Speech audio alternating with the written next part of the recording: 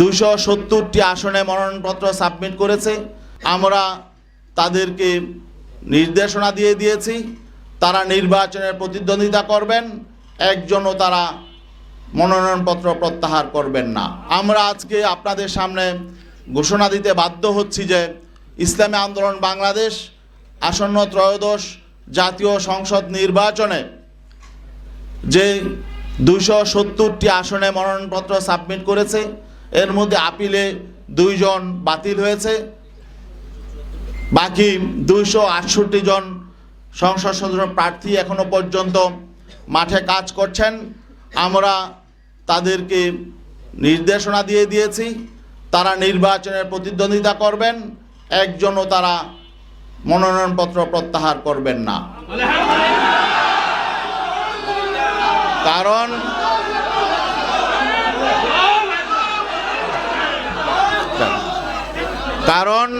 কারণ আমরা ইসলামী জনতার যে প্রত্যাশা, যে এখানে একটা বিষয় স্পষ্ট করে বলতে হয় যে আমরা কেন এই সিদ্ধান্তে আসলাম। জানেন যে এখানে বাংলাদেশ জামাতে ইসলামী একটি বড় শক্তি ছিল, অস্বীকার করার সুযোগ নেই। তাদের শক্তি সামর্থ্য অনেক বেশি, ঠিক আছে, কিন্তু আমরা আদর্শিকভাবে নৈতিকভাবে আমরা কারো চেয়ে দুর্বল নই।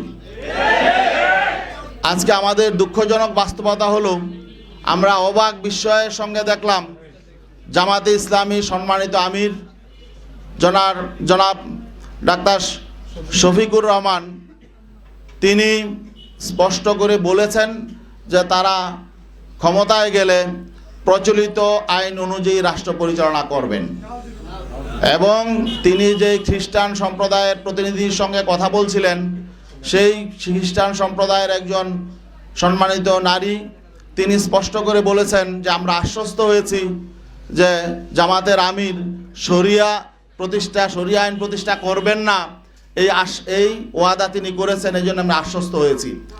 তো এখন বাকি এই বিষয়টা যখন আমরা জানতে পারলাম তখন আমরা স্পষ্ট হয়ে গেলাম যে আমরা যেই লক্ষ্য নিয়ে চলছি সেই লক্ষ্য অর্জিত হবে না। কারণ আজকে